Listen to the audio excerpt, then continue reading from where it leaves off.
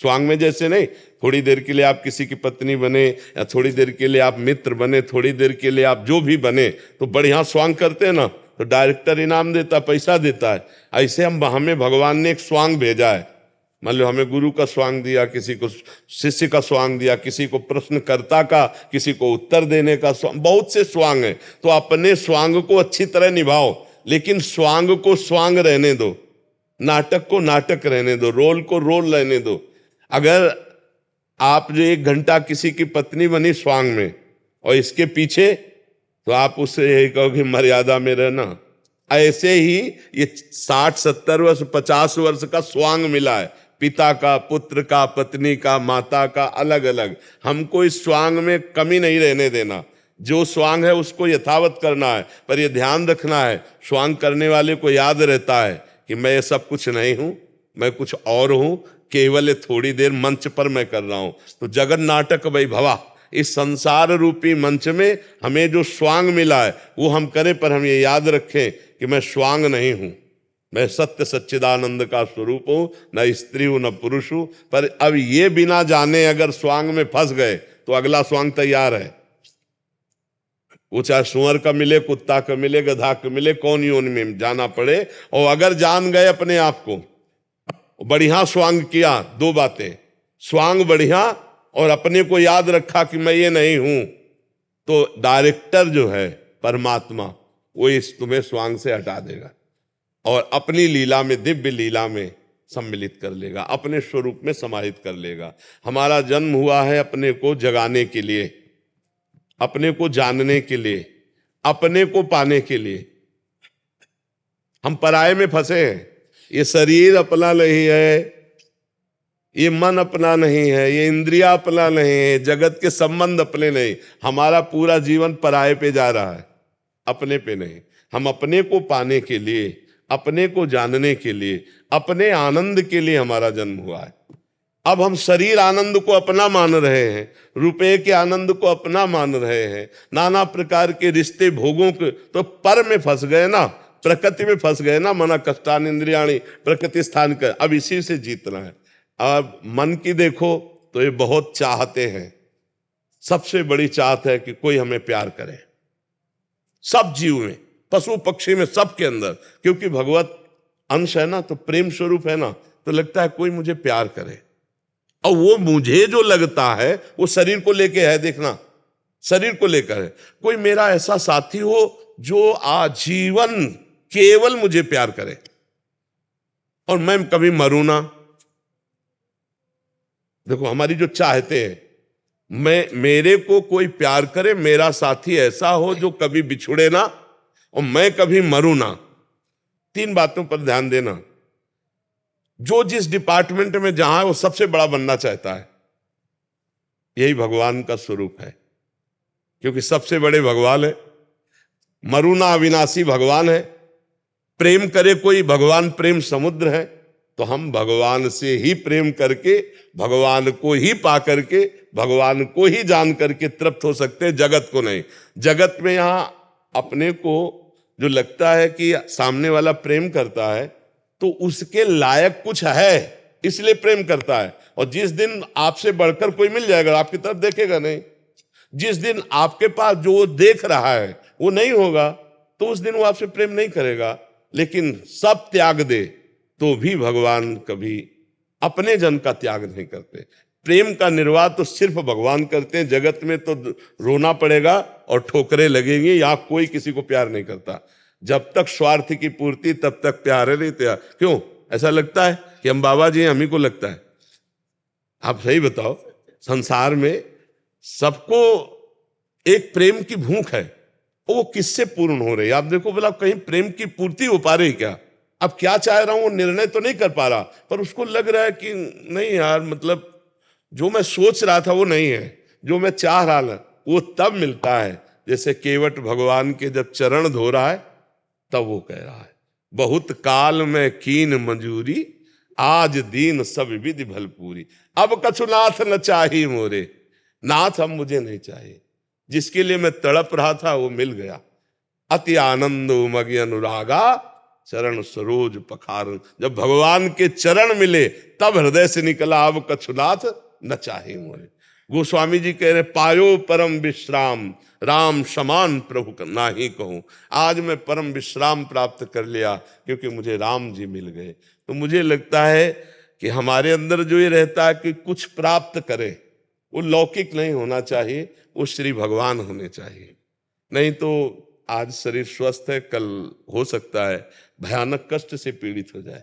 तो यावत स्वस्थ मिदम कलेवरम यावत च दूरे जरा। जब तक तुम्हारा शरीर स्वस्थ है तुम भजन कर लो, नहीं अस्वस्थ होने पर भजन नहीं होता।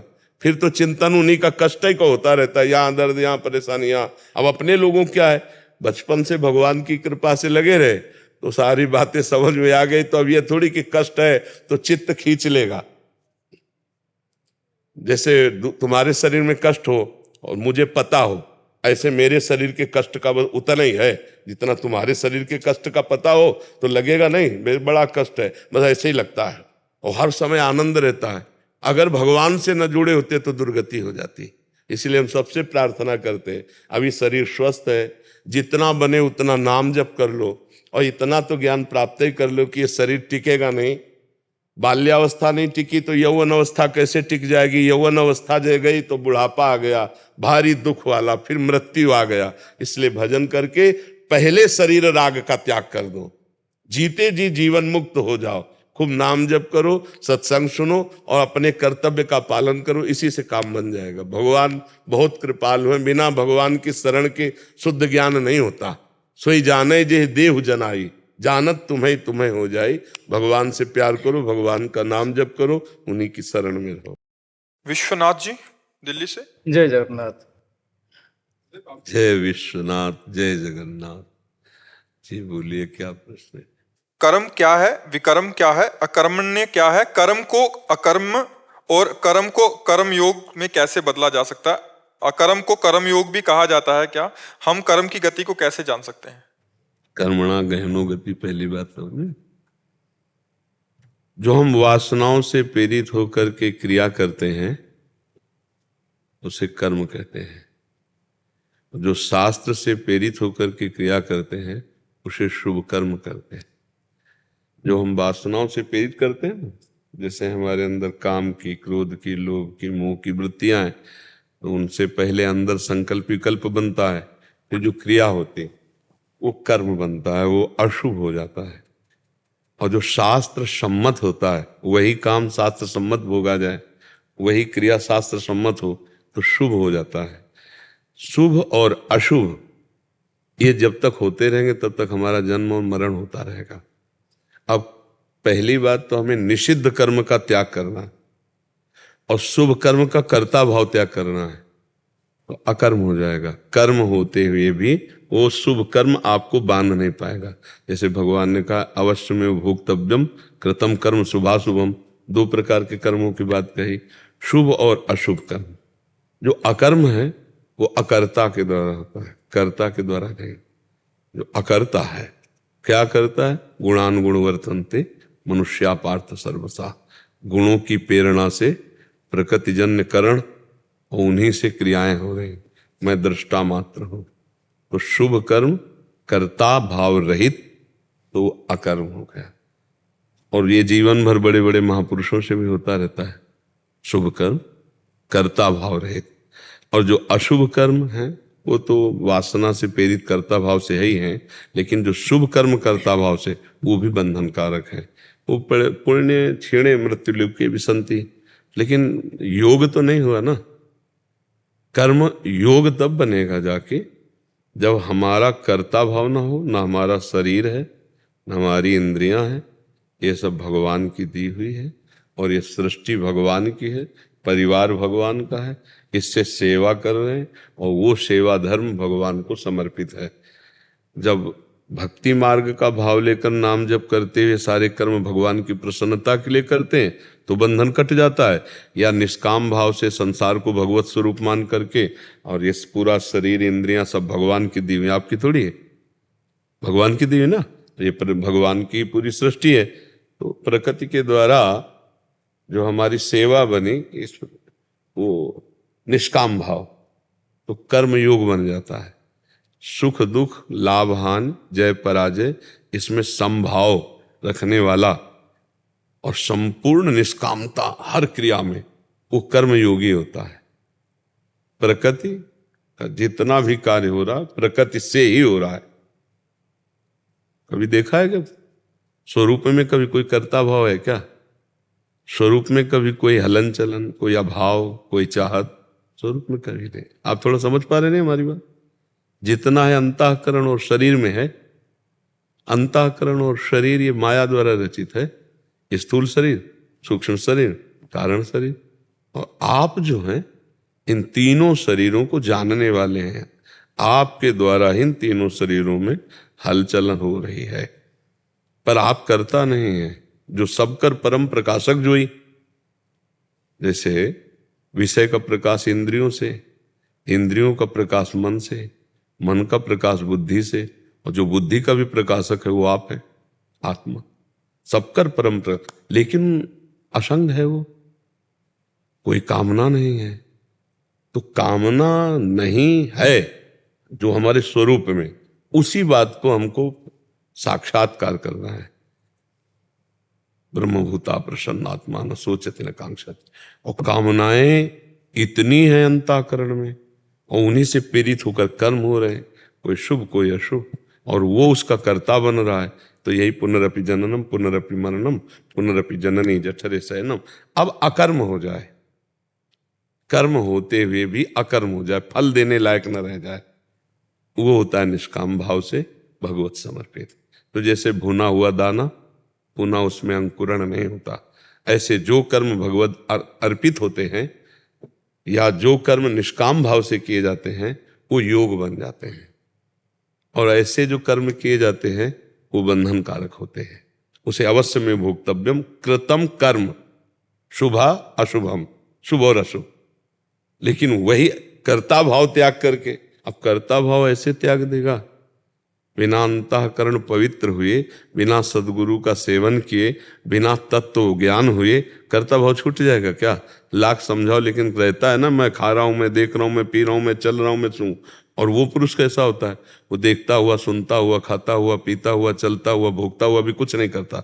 विषयान ग्रहणन तो मुंचंत हुआ। अब ये टेढ़ी खीर के लिए ही साधना बताई गई है कि प्रणिपातेन महापुरुषों के सामने जाओ, साष्टांग दंडवत करो और उनके द्वारा बताई हुई साधना को करो।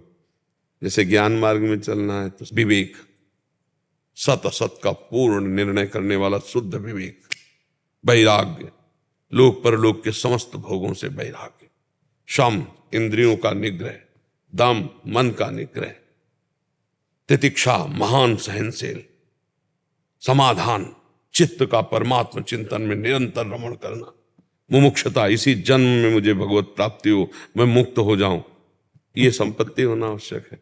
भक्ति में निरंतर भगवान कह रहे मत चित्ता मदगत प्राणा बोधयंता परस्परम कथयंचित माम नित्यम तुष्यंति च रमन्ति च तेषाम सतत युक्तानाम भजताम प्रीतिपूर्वकम ददामि बुद्धि योगम तम इन माम उपयांति ते। हो गया बुद्धि योग। मेरे में चित्त अर्पित कर दे, मेरे में प्राण अर्पित कर दे, मेरी ही वार्ता कर, मेरा ही चिंतन कर और सतत मेरा नाम जप कर। अगर सतत जप करेगा तो तुम्हारी बुद्धि मेरे में स्थित हो जाएगी, मैं तुम्हारी बुद्धि में स्थित हो जाऊंगा। योग का मतलब ये होता है परमात्मा स्थिति। भगवान कह रहे हैं मय्येव मन आदस्सो मैं बुद्धि में निवेश है। ये चाहे कर्म योग से चलो तो शरीर इंद्रिय अंतःकरण से संबंध रहित होना है, चाहे ज्ञान योग से चलो तो इससे अलग होना है, और चाहे भक्ति योग से चलो तो इसमें समर्पण योग आ जाता है। ये तो सर्वाणि कर्माणि मयि सन्न्यस्य मत्पराः अनन्ये नैव योगेन माम ध्यायन्ति उपासते तेषाम् अहं समुद्धर्ता मृत्यु संसार सागरात्। समर्पित हो जाए। बिना भगवत समर्पित हुए, बिना निष्काम हुए, बिना स्वरूप बोध हुए योग नहीं बनता है, क्योंकि वो कामना, वासना, इच्छा इसी को लेकर के कर्म होते हैं, और फल पर इतनी आसक्ति होती कि अनुकूल आया तो हर्षित, प्रतिकूल आया तो शोकित, वो द्वंद्वों के अंतर्गत रहता है। लेकिन द्वंद्व विमुक्ता ये स्थिति तो योगी की होती है, कर्म योगी की। और जो सुख दुख समय कृत्वा लाभा लाभो जया जयो, ये कर्म योगी का भाव होता है। सुख दुख में, लाभ हानि में, जय पराजय में समान भाव रहता है। तो जो कर्म की बड़ी सूक्ष्म गति है, पर मोटा मोटा इतना समझ लीजिए कि जब तक करता है तब तक उसका योग नहीं हो सकता, वो बंधन कारक है। चाहे उसे अकर्म कहो, चाहे विकर्म कहो, चाहे शुभ कर्म कहो, चाहे निषिद्ध कर्म कहो, करता है वो बंधा हुआ है ऊंचे नीचे लोकों में। करता हटा सब खत्म। जैसे भुना हुआ बीज कभी अंकुरित नहीं होता, ऐसे उसका कर्म उसे बांधने। करता हुआ हटेगा कैसे? भगवान की एक एक सेकेंड में चिंतन वृत्ति बना लो। वो कह रहे हैं मत चित्ता मयि मन आदर्शो मयि बुद्धि निवेश है, मेरे में मन बुद्धि लगा दो। साफ भगवान कह रहे हैं अनन्यस चिंतयन्तो माम, ठेका मेरा है, योग युक्त मैं कर दूंगा, तो काहे परेशान हो। तेसाम सतत युक्तानाम भजताम प्रीतिपूर्वकम, राधा राधा राधा कृष्ण कृष्ण कृष्ण नाम जप करो। और ये भाव ध्यान में तो इतना तो आ ही जाता है जब परमार्थ में चलोगे कि शरीर तुम्हारा रचा तो है नहीं, ये इंद्रियां तुम्हारी रची तो है नहीं, ये मन तुम्हारा रचा तो है नहीं, ये जगत तुम्हारा रचा तो है, तो व्यर्थ का अहंकार काहे करे। एक ट्रेन चल रही है, उसमें सब बैठे हुए हैं, एक आदमी दौड़ रहा था डिब्बे में। उसे बोले क्यों दौड़ रहा है? बोले अमुक स्टेशन जाना है। बोले बावरे ट्रेन चल रही, तू बैठ जा, तू बैठ जा, ये गुणों का चक्र चल रहा है, गुणानुगुण वर्तनते, सब दौड़ रहा है। अंतःकरण एक क्षण भी बिना क्रिया किए नहीं रह सकता। शरीर हाथ पैर बांध दो तो अंतःकरण से क्रिया एक क्षण भी, वो हर समय। और जो समाधिस्थ हो गए महापुरुष, वो क्रिया रहित है, क्रिया करते हुए शरीर से हो रही पर वो करता नहीं है। बड़ा मतलब इस समय हमको बहुत बड़ी आवश्यकता पहले अंतःकरण शुद्धि की है, और अन्य साधनों में अंतःकरण शुद्ध होने में बहुत समस्या है। और भगवान नाम जब बहुत कलि में, इसीलिए ये कलिकाल मलायतन मन कर देख विचार, से अघुनाथ नाम बिन नाही नानाधार। किस साधन की, जिस साधन की तरफ देखो विक्षेप ही विक्षेप कलयुग डाले हुए। व्यभिचार का इतना अंदर मांग बढ़ रही है व्यक्तित्व में। आप सब बैठे हो देखने, आप सब बैठे तो भगत ही तो बैठे हो, भक्त होते हुए भी आप देखो मन में कितना इंद्रियों में व्यभिचार दोष है, मांग अंदर की। कलयुग का प्रभाव देखो, युग धर्म का प्रभाव। रसेंद्री का अपना स्वभाव देख लो, जनेन्द्री का अपना स्वभाव देख लो, नेत्रेंद्री का अपना स्वभाव देख लो। हमें लगता है कलिकाल है, नाम जप करो और जितने कर्म करो उनको भगवान को समर्पित करते जाओ। जो जो समय है, समय के अनुसार या एक एक वृत्ति के अनुसार भगवान को समर्पित कर दो, सब मंगल हो जाएगा। चाहे वो हमसे अगर भूल चूक से अशुभ भी हो जाता है, तो जैसे आग में डाला गया चंदन या लोहा या विष्ठा, तीनों आग स्वरूप हो जाते ना। आग भेद तो नहीं रखते ना कि ये चंदन है, ये लोहा है और ये विष्ठा है, तीनों को अपना स्वरूप प्रदान कर देती है। ऐसे साफ भगवान के चरणों का आश्रय लेकर के सब कुछ समर्पित कर दो। ये तो सर्वाणि कर्माणि यत् करोषि, भगवान कह रहे ना यत् करोषि, निपट जाओगे। हम कहाँ तक भेद लगाएंगे। कभी कभी सत्य बोलना भी नरक का हेतु हो जाता है, कभी कभी असत्य बोलना भी बड़ा उत्तम लोकों में जाने का, असत्य बोलना भी बड़ा सूक्ष्म विषय कर्म का है। कई ऐसी घटनाएं हमने शास्त्रों में पढ़ी। एक गौवध के लिए गौ के पीछे जा रहे और सत्य बोलने वाले थे, माला चला, उनका गौ किधर गई? बोले वो है, वो नरक गए। किसी के प्राण बच रहे हैं, आप झूठ बोल दिए तो आपको उत्तम। कई बार हिंसा करने वाला भी वो बड़ा पवित्र हो गया, हिंसा करने वाला मतलब। तो कर्म की बड़ी सूक्ष्मता। यही पूछ रहे थे द्रौपदी जी भीष्म जी से, क्या ये धर्म है? तो कहते थे धर्म का सूक्ष्म स्वरूप युधिष्ठिर जानता है बेटी, बड़ा सूक्ष्म स्वरूप धर्म का है, ऐसे कर्म का बड़ा सूक्ष्म स्वरूप है। सनकादि से एक बार निमि जी ने प्रश्न किया था, वो मौन हो गए थे, उत्तर नहीं दिया। वही प्रश्न जब नवयोगेश्वरों से किया भागवत में, तब वो उत्तर दे रहे हैं। तब उन्होंने पूछा कि पहले मुझे बताओ सनकादि ने क्यों नहीं बताया? बोले उस समय आप अनाधिकारी थे, आज आप अधिकारी हुए हैं, तो आप जो प्रश्न कर रहे हैं उसका मैं उत्तर दे रहा हूं। भागवत में बड़ा वर्णन है और गीता जी में बड़ा सुंदर वर्णन है। तो हम कर्म योग के द्वारा, हम भक्ति योग के द्वारा, हम ज्ञान योग के द्वारा, तीनों के द्वारा एक काम जरूर सब करते हैं। शरीर संसार से राग रहित होकर परमात्मा का चिंतन, चाहे वो ब्रह्म रूप में हो, चाहे वो भगवान रूप में हो, और चाहे वो परमात्मा रूप में हो। योगी परमात्मा कहता है, ज्ञानी ब्रह्म कहता है, भक्त भगवान कहता है, और करना सबको यही है, राग रहित होना इस शरीर और शरीर की क्रियाओं से, और भगवान का चिंतन, तभी परमात्मा प्राप्ति होगी। निष्काम भाव से भगवत प्रीत्यर्थ किया हुआ कर्म कर्मयोग हो जाता है, जो भगवत प्रीत्यर्थ होता है, और जो अपनी दुर्वासना से शास्त्र विरुद्ध होता है वो अशुभ कर्म होता है। और जो हमारी शास्त्र विधान के तस्मात् शास्त्रम प्रमाणन्ते कार्याकार्यो व्यवस्थितो, जो शास्त्र प्रमाणित होता है वो शुभ कर्म हो जाता है, और जो भगवत समर्पण के लिए होता है वो हमें संसार सागर से जरूर पार कर देता है। तो निष्काम कर्म, भगवत समर्पित कर्म, या ज्ञान के द्वारा करता रहित गुणानुगुण वर्तनते, सब कर्म कर्म हो जाते हैं, कोई भी उसे दंड नहीं दे सकते। कई कई जगह ऐसा होता है कि जो पुण्य कर्म माना जाता है वो पाप हो जाता है, कभी कभी पाप कर्म भी पुण्य कर्म बन जाता है। बहुत शास्त्र में कर्मों की सूक्ष्मता का वर्णन है, इसलिए हमें तो इतना लगा है कि भगवान की शरण में होकर नाम जप करते हुए, और जितना हमें लग रहा है कि ये पाप कर्म उसका त्याग करके सत्कर्म जो कर रहे हैं वो भगवान को समर्पित कर दे, तो इसी जन्म में हमें भगवत प्राप्ति हो जाएगी। क्यों, समझ रहे हैं?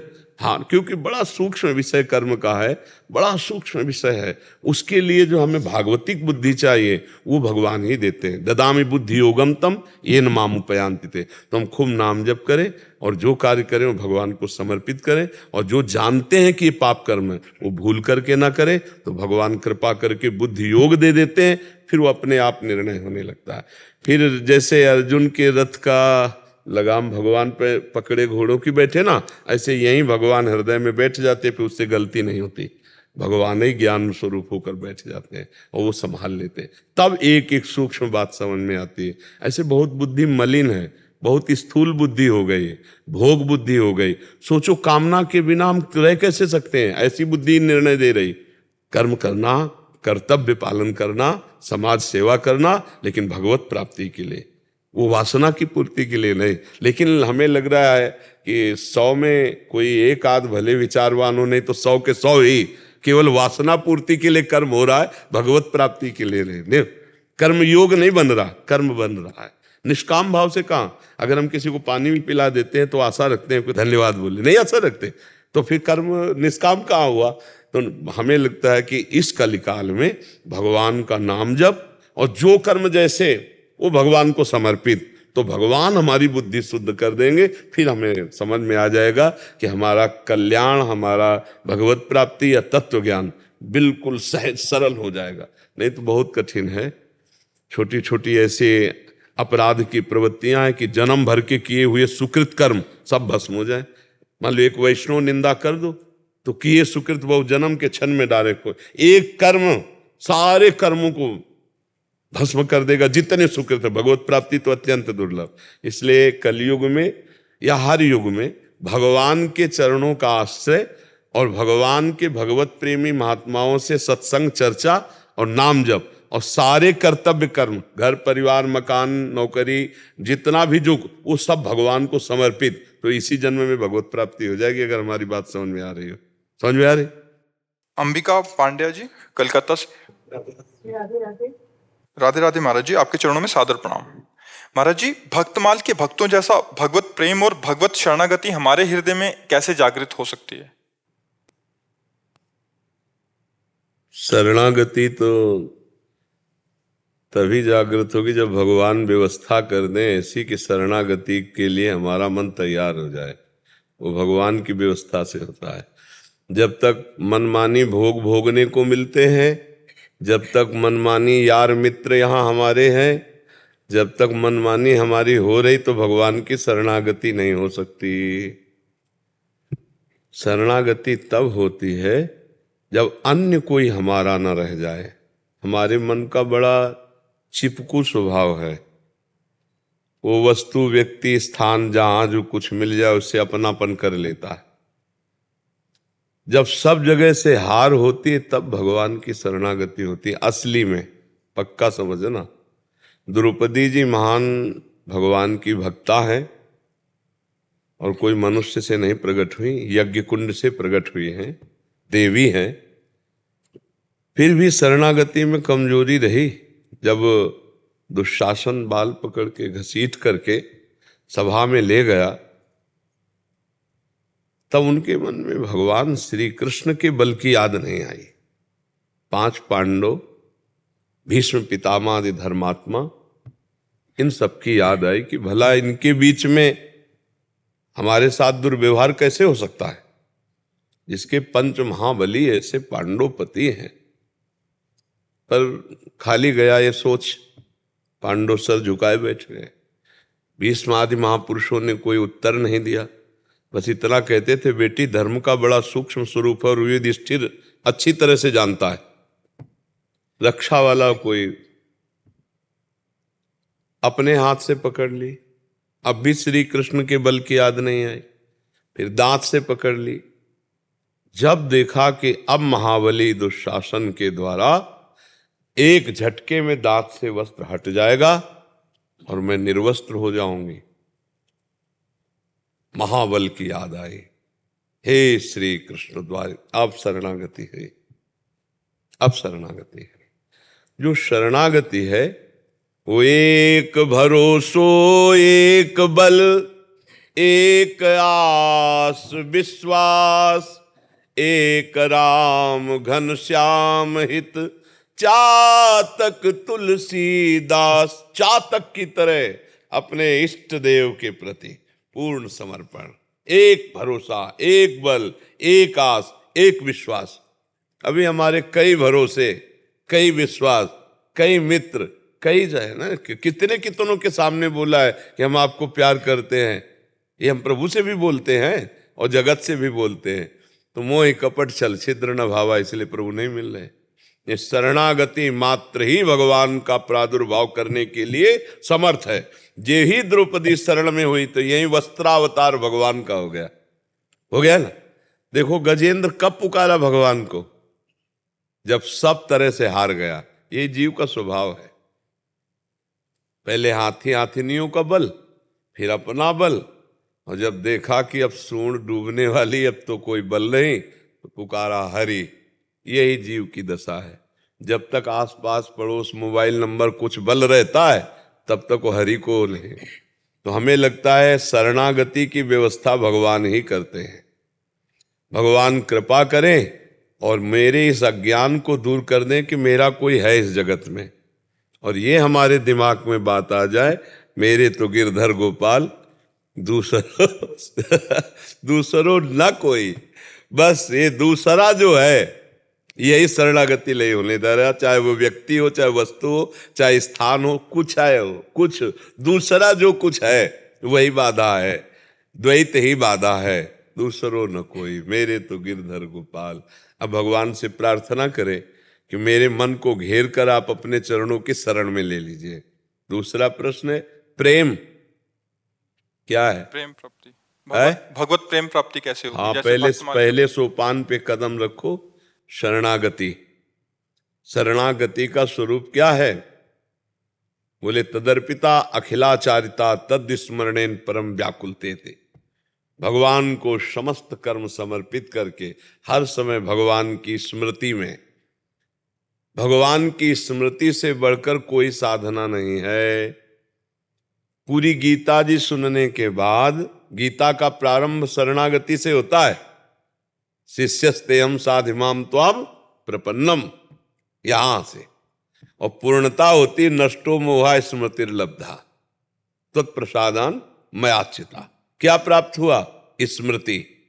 तो हर समय जो भगवत स्मृति में है उसका संसार बंधन नष्ट होता है। यस्य स्मरण मात्रेण जन्म संसार बंधनात् विमुच्यते नमस्तस्मै विष्णवे प्रभु विष्णवे। जिनका स्मरण मात्र जन्म मृत्यु के प्रवाह को रोक देता है, उन भगवान की स्मृति हमारे अंदर पहले जागृत हो। मधुर मधुर स्मृति आठों पहर, जैसे गंगा की अखंड धारा समुद्र में जा रही, ऐसे हमारे चित्त की सब प्रवृत्तियां, सब वृत्तियां एकमात्र भगवान में। बोले किसी की है ऐसी वृत्तियां? बोले हाँ, गोपी जन यथा ब्रज गोपी का नाम मुरारी पादार्पित चित्त वृत्ति। एक एक वृत्ति भगवान में, तब प्रेम प्रकट हो। अभी तो बहुत बाधाएं हैं। अभी तो शब्द स्पर्श रूप रस गंध रूपी जाल माया का जो है 5 ज्ञानेंद्रियों सहित जो मन इनके भोग में है, इसी से नहीं निकल पाया। अभी इसी का राग नहीं छूटा तो प्रेम तो बहुत ऊंची बात है। पहले हम प्रयास करें शरणागति का और हम प्रयास करें अखंड भजन का, फिर अपने आप ये प्रेम रूपी महान सिद्धि अपने आप जागृत होती है। या गुण साधन ते नहीं हुई, तुम्हारी कृपा पाओ कोई कोई। तो नाम जप पर किसका प्रश्न था? नाम जप पर ध्यान दो, अधिक नाम जप करो और भगवान की शरणागति में रहो। हे नाथ, मैं आपकी शरण में हूं, आपके सिवा हमारा कोई नहीं, और खूब नाम जप करो, इसी से सब काम बन जाएगा। नाम ही प्रेम मूल यह नाम है, प्रेमी रसिक जपत यह नाम, प्रेम मगन निज बन विश्राम। जितना नाम जप करोगे उतना ही प्रेम। प्रेम मूल यह नाम है। प्रेम का मूल क्या है? नाम। जितना नाम जप करोगे, भजन करोगे, उतने ही प्रेम जागृत होगा, उतने ही हृदय निर्मल होगा, उतने ही भगवान की शरणागति हो। अगर भजन नहीं है तो सब वेद और शास्त्र कंठस्थ कर लो, फिर भी कल्याण नहीं होगा। भजन नाम जप जरूरी है। नाम जप के बिना ककाहरा न पढ़े हो, राम राम राधा राधा कृष्ण कृष्ण हरि हरि जपने लगे, सब ज्ञान हो जाएगा, बहुत समुद्र से पार हो जाएगा, सब कुछ हो जाएगा। और भगवान का भजन नहीं है और खूब सब ज्ञान वैराग्य, खूब काम नहीं बनेगा। माया ऐसे थप्पड़िया के गिरा देगी। नाम जप, भगवान नाम संकीर्तन, भगवान नाम जप, ये जीव के लिए अमोघ बात है, अमोघ बात है। जिसकी दिमाग में बैठ जाएगा तो जान लो अनंत जन्मों के पुण्य हमारे फलीभूत हो गए। अगर ये दिमाग में बात बैठ जाए कि निरंतर नाम जप और भगवान के भरोसे हो जाना, यही भव समुद्र से पार होना, यही भगवान से प्रेम करा देगा। जो चाहोगे प्राप्त हो जाएगा। ई परलोक सकल सुख पावत, मेरी सो भैया कृष्ण गुण संचु। कृष्ण के गुणों का गायन करो, नाम जप करो, इस लोक में भी सुखी रहो, परलोक में भी सुखी रहो। प्रभु के दास सब जगह सुखी रहते हैं, उदास नहीं होते। दामनी रघुवंशी जी, राधे राधे महाराज जी।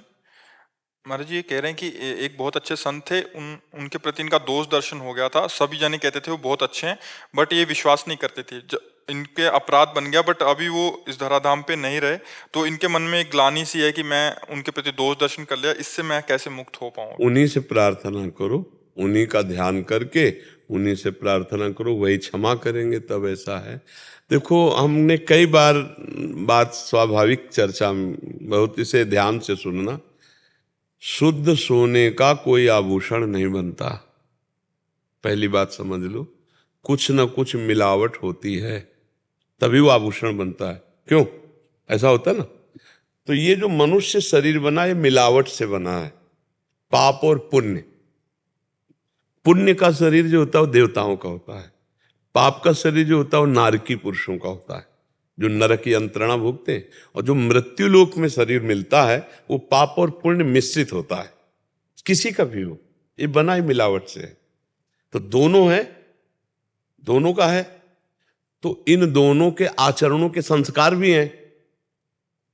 हम चल रहे हैं भजन के लिए, अभी वो पहुंचा तो नहीं, अगर पहुंच गया है तो फिर जैसे भुने हुए चने में कभी अंकुरण नहीं हो सकता, ऐसे नहीं स्वात्मा रामम विषय मृग तृष्णाम भ्रमयति। आत्मा राम पुरुष कभी विषय मृग तृष्णा में भ्रमित नहीं होता।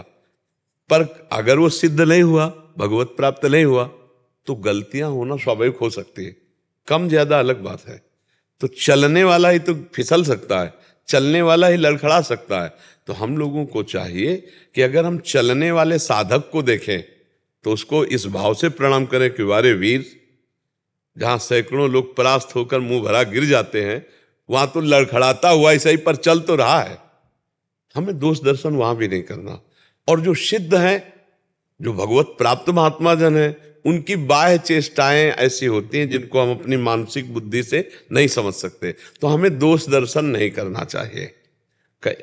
जैसे एक वयोवृद्ध महात्मा, बीमार शरीर, अब उनकी सेवा में माताएं बहनें कोई था ही नहीं, तो वही उठाना, वही उनको शौचाना, वही।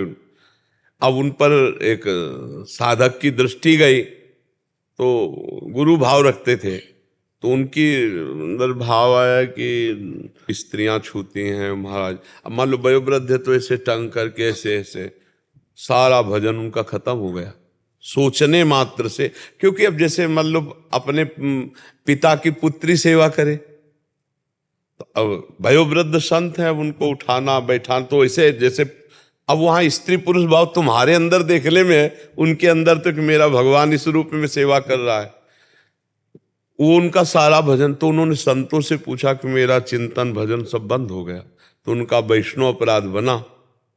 उनका हम किसी वैष्णव का तो ऐसा अपराध, पर उनका गुरु जी के प्रति ऐसा भाव हो गया कि ऐसा, तो उन्होंने कहा जल्दी उनसे क्षमा मांगो, नहीं कोई उपाय नहीं है, बाद में जलते रहोगे, कुछ उपाय नहीं रहेगा। उन्हीं से जिसका अपराध बना वही क्षमा कर सकते हैं। तो हमें लगता है कि पहली बात तो संतों में दोष दर्शन करना ही नहीं चाहिए, और अगर कहीं दोष दर्शन हो भी रहा है तो हमें ये सोचना चाहिए कि भगवान के जन बहुत बड़े के जन है, आज थोड़ी कमी रह गई है तो कल भगवान इसको भी पूरी कर देंगे, हटा देंगे। भाई भगवान की शरण में देखो, जन्म से अब मान लो आज ही कोई बाबा जी बना है, तो अब आपको तो पता नहीं कि आज ही बना है, तो उसमें संसारिकता तो होगी, क्योंकि वो धीरे धीरे ऊंचाई पे चढ़ेगा। अब आप अगर उसके प्रति दोष दर्शन कर लेंगे तो आपका मार्ग रुक जाएगा, उसका तो चलता रहेगा। तो इसलिए हमें लगता है हम दोष दर्शन ना करें। किसी से भी अगर हमारा मिलान हो और उसमें हमें दोष दिखाई दे तो अपने को दूरी बना लेनी चाहिए, लेकिन उसकी निंदा नहीं करनी चाहिए। अपने को नहीं सूट कर रहा संग आपका, और भी है, हम आगे देखेंगे, पर निंदा करने की जरूरत रहे। निंदा करने से फिर अपनी हानि हो जाएगी। हो सकता है वो अभी नए नए भगवान के मार्ग में चले तो उनमें कमियां हो सकती हैं, वो अपनी सुधार, और नए नए क्या बड़े बड़े पुरानों को भी माया परेशान कर देती है? शिव विरंच का मोह है को है वह पुराण, बड़े बड़ों को मोहित कर लेती भगवान की माया। बहुत कठिन है, संसार बख्शने वाला नहीं भाई। 50 साल ब्रह्मचर्य रहे, 50 साल लड़ते रहे माया से, और 5 मिनट फेल हो गए तो 50 साल की लड़ाई वाली बात तुम्हारी कोई नहीं देखेगा, 5 मिनट की फेल होने वाली बात देख के तुम पर प्रहार कर देगा। कोई ऐसा नहीं है कि यार 50 साल से लड़ रहा है माया से, आज चूक हो गई, ये निकलो, चलो आगे बढ़ो, कोई क्षमा नहीं करेगा, उसी समय तुम्हें दंड देगा। इसलिए बाबागिरी बहुत कठिन बात है। हेले सोचो कितना कष्ट सहते संत लोग, आप क्या जानो संतजन कितना, क्या केवल कपड़ा मिल जाना, भोजन मिल जाना, यही सारी बात होती है क्या? अरे अंदर तुम देखो ना, अपने अंदर देखो, जो तुम्हारे अंदर है वो उनके अंदर भी तो आता है। काम का वेग, क्रोध का वेग, लोभ का वेग, हर तरह। कोई प्यार से बात नहीं करता, कोई प्यार से बात नहीं। वो तो जब आगे वैभव प्रकाश होता है तो सब नहीं, साधना काल में कोई प्यार से गाली मिलती है, अपमान मिलता है, कई दिन भूखे रहना, कष्ट सहना, देख नहीं सकते आप। अगर देख रहे थे बाबा जी, तू कैसे देख रहा इधर, देख नहीं सकते संसार। और वो फिर जब कष्ट सहकर भगवान को, तब सारा संसार झुकता है उसके आगे, नहीं झुकता है। तो इसलिए हमें लगता है संतों में दोष दर्शन तो करो मती।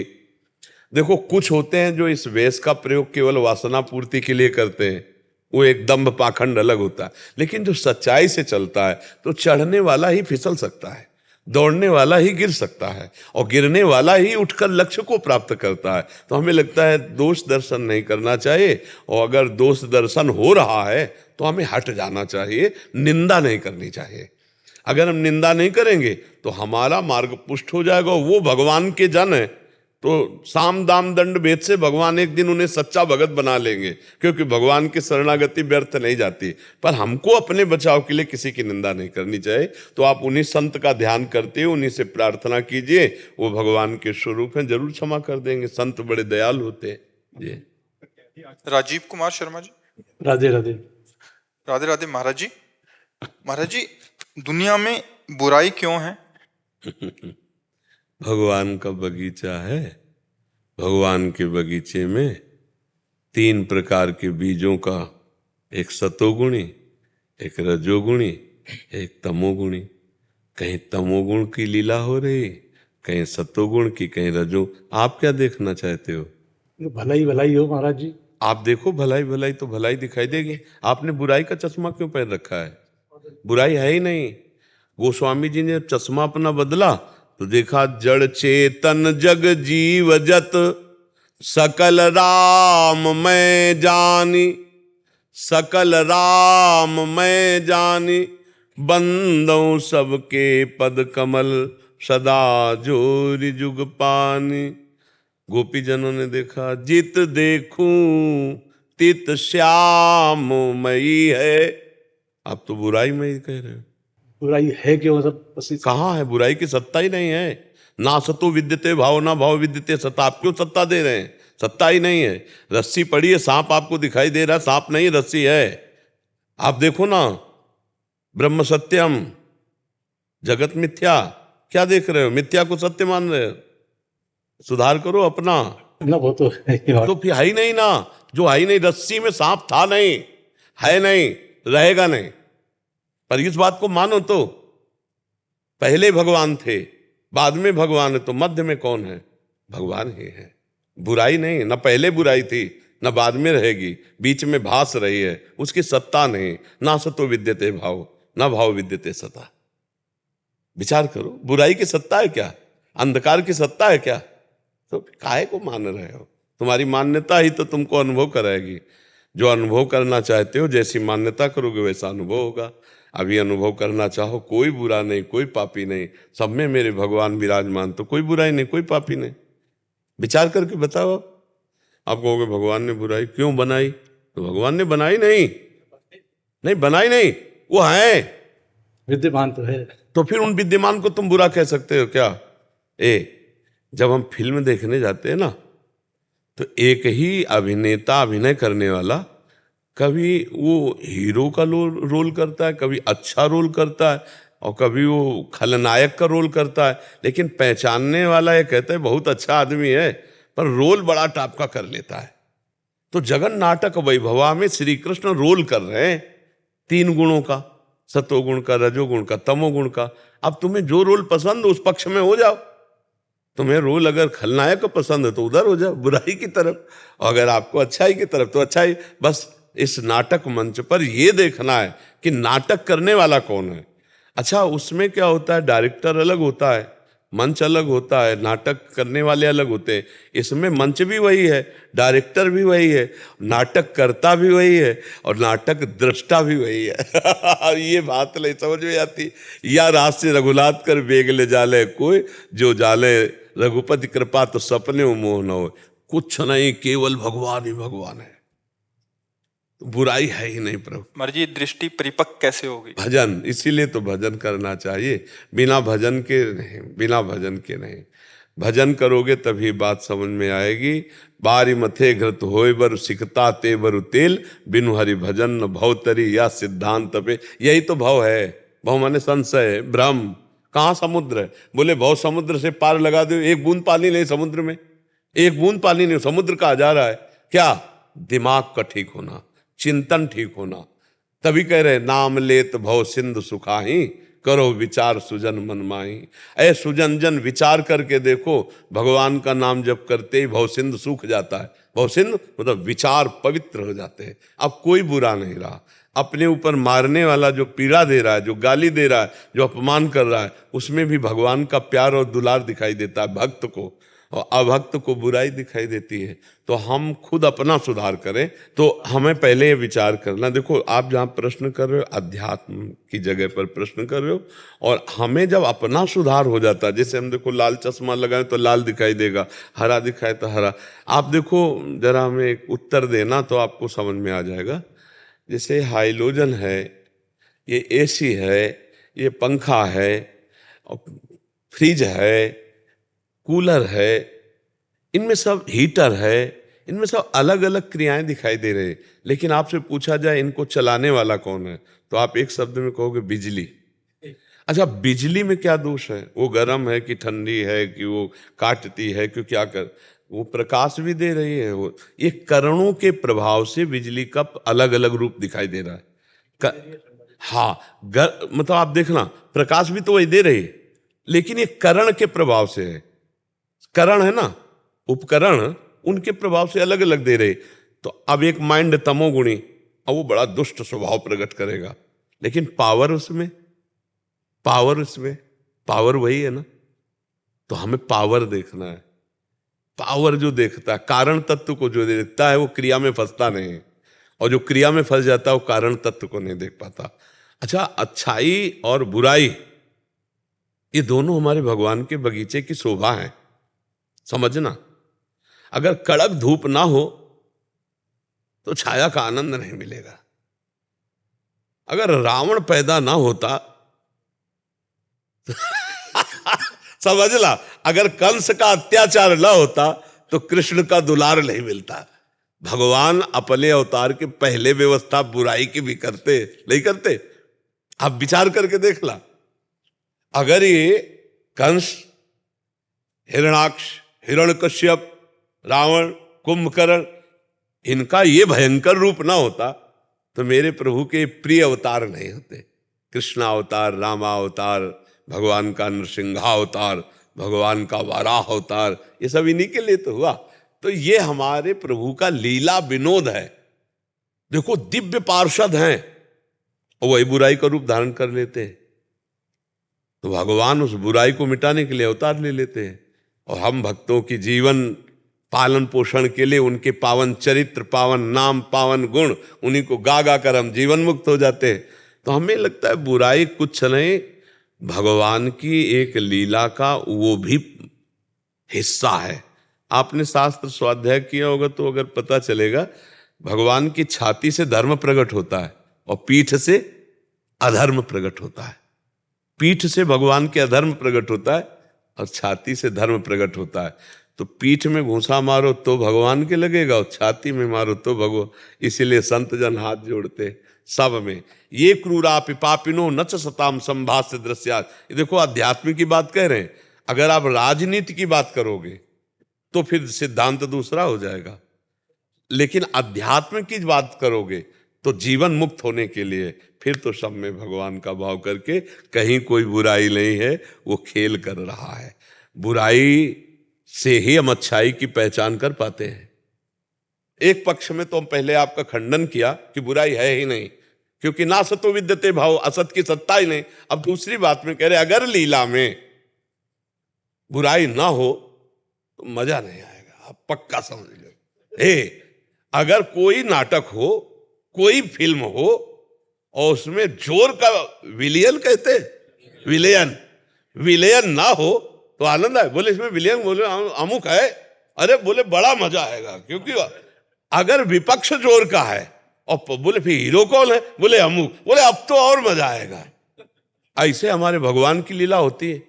बोले इसमें विपक्ष कौन है, बोले रावण कुंभकर्ण। कौन है, बोले भगवान के पार्षद जय विजय। और फिर पक्ष में कौन आ रहा है, बोले राम जी। बोले बड़ा आनंद आएगा, अब तो लीला बहुत जोर की होगी। भैया वही विपक्ष बनता है वही पक्ष बनता है। और बिना बुराई के बुराई मिटाने का लीला कैसे बनेगी? भगवान कह रहे यदा ही धर्मस्य ग्लानिर्भवत भारत। तो ग्लानि कब होती है? जब अधर्म की वृद्धि होती है, जब बुराइयों की वृद्धि होती है। तो ये बुराइयों की रचना और वृद्धि आप ही से तो हो रही सरकार, आप क्यों कर रहे हैं? ये उनका लीला विनोद है। क्यों का तो कहीं भी विश्राम नहीं हो सकता। ये लीला विनोद क्यों है? ये भगवान की इच्छा। ये भगवान की इच्छा क्यों है? अब क्यों का कहीं विश्राम नहीं होगा, उसको हम ये मानते हैं कि ये भगवान का लीला विनोद। मुझे ये पहचानना है कि भगवान का लीला विनोद है, इसी से हम मुक्त हो जाएंगे। वही रावण है, वही कुंभकर्ण है, जो भगवान के दिव्य पार्षद जय विजय कहलाए, दूसरा कोई नहीं। वही हिरणाक्ष, हिरण्यकश्यप दिव्य पार्षद, वही शिशुपाल, दंतवक्र भगवान के दिव्य पार्षद, ये लीला कर रहे हैं। तो बुराई भी भगवान की पीठ से प्रकट हुई और अच्छाई भगवान के हृदय से प्रकट हुई। दोनों में भगवत भाव करके निकल चलो। और अगर फंसो तो फिर जन्म मरण के चक्र में फंसते चले जाओ। निकलना है, फंसना नहीं है। नहीं? और भगवान सबकी सेवाएं लगाए हुए हैं, तो सबकी सेवा सफल हो रही है। अच्छाई और बुराई दोनों का बहुत बड़ा योग है। जितना योग अच्छाई का उतना ही बुराई का योग है भाई। बहुत बड़ा अस्तित्व उन्हीं से प्रकट हुई है। देखो, प्रकाश का महत्व अंधकार से ही है, तुम्हें मानना होगा। प्रकाश का जो महत्व है वो अंधकार से है। ऐसे मृत्यु से जीवन का महत्व है। जीवन का महत्व मृत्यु से है, ऐसे ही अच्छाई का महत्व बुराई से है। तो हम ये नहीं कह सकते कि भगवान बुराई क्यों रचे। नहीं, जरूरी है। ये बहुत सुंदर घर हो, लेटरिन बाथरूम ना हो। ये लेटरिन बाथरूम कितनी गंदी चीज है, नहीं चीज है। हम क्यों क्यों दुर्गंध वाली चीज होनी चाहिए? लेकिन आप बताओ, होना जरूरी है कि नहीं? जरूरी है ना। यहां लेटरिन बाथरूम है, यहां ऐसे ही रसोई, लेटरिन बाथरूम, अच्छाई बुराई, ये सब जरूरी भैया, सब जरूरी है। अमृत का महत्व विष से है, पक्का समझ लीजिए। इसीलिए हमें आनंद लेना है, हमें बुराई में फंसकर अपने को अगले जन्म का विस्तार नहीं करना, हमें आनंद लेना है। जब अपना कोई प्रियजन पात्र में होता है तब बहुत आनंद आता है। आप देखिएगा, अगर वो जोकर बना हो ना, आपका कोई परिचय का हो, रिश्तेदार नातेदार मित्र, तो आप बड़े गौर से देखोगे, उसकी जोकराई पर आनंद आएगा, पर आपको पता चलेगा जोकर नहीं, बहुत ग्रेजुएट आदमी, हम जानते हैं कौन है। ऐसे ही हम जानते हैं कौन है। मत्ता परतरम नान्यत किंचिदस्ति धनंजय, मेरा श्री कृष्ण है। वो स्त्री बना, वो पुरुष बना हुआ, वो जड़, वो पशु पक्षी चैतन्य, वो अच्छा बुरा सब रोल कर रहा है, लेकिन ना अच्छा है न बुरा है, न स्त्री है न पुरुष है, न जड़ है न चैतन्य है, वो सच्चिदानंद घन परमात्मा है। यही जानकर परमहंस जन आनंदित रहते, और यही जानना ही वास्तविक जानना है, दूसरा कुछ नहीं है प्यारे। ये व्यवहार है, और व्यवहार में दोनों की आवश्यकता है। अगर नहीं होगा तो फिर सबका काम नहीं चल पाएगा, नहीं काम चल पाएगा। नहीं, बुरा आचरण का परिणाम ही रोग होता है। अगर बुराई नहीं होगी, बुरे आचरण नहीं होगी, तो रोग नहीं होगा, शोक नहीं होगा, फिर हमें लगता है मृत्यु लोक नहीं रहेगा। इसलिए भगवान ने लोक के अनुसार रचा है। यहाँ आपको बुराई भी मिलेगी और यहाँ भलाई भी मिलेगी। भगवान की मेरी बाजार है, दुकान है, आप खरीदना क्या चाहते हो? अगर भलाई खरीदना चाहते हो तो भलाई खरीद लो, बुराई खरीदना चाहते हो तो बुराई, मिलेगी दोनों चीजें। ये बात है।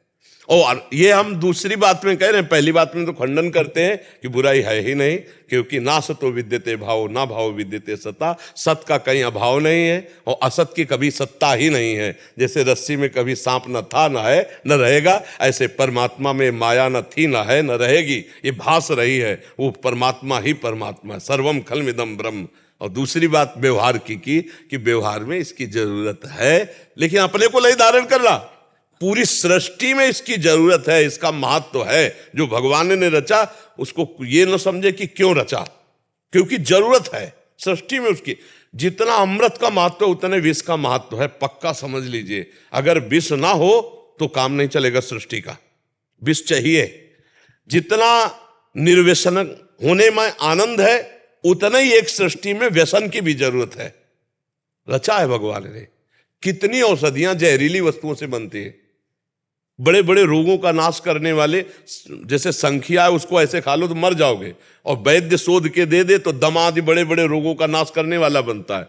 तो सब भगवान ने जो किया वो बहुत सुंदर किया है, बस केवल समझना अपने को है। अपने प्रतिकूल पड़ता है तो हम फिर गाली देने लगते हैं, नहीं तो अपनी अनुकूलता प्रतिकूलता अगर समतुलता में आ जाए तो भगवान की ये बाजार बहुत आनंदमय बाजार है। ना कहो से दोस्ती और ना कहो से बैर। परमहंस जन ऐसे निकल जाते हैं बाजार से, संसार से, ना किसी से दोस्ती ना किसी से बैर, और अपने लोग फंस जाते हैं अनुकूलता प्रतिकूलता राग द्वेष में।